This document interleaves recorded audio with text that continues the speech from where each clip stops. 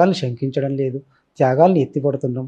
త్యాగాల్ని వాళ్ళ త్యాగాలు వృధా కాకూడదని చెప్పే మారుతున్న పరిస్థితులకు అనుకూలంగా మనము మారాలని చెప్పి ఆలోచించి ఆ రకంగా రాయడం జరిగింది. అంటే ఇంతకాలం అంటే 45 సంవత్సరాల తర్వాత మీకు మెలకువ వచ్చిందంటారా? అంటే ఇప్పటికే చాలా జరగాల్సిన నష్టం అంతా జరిగిపోయింది కదా? ఇంకా నష్టాలు జరగకూడదని. జరిగే నష్టాలు జరిగిపోయాయి.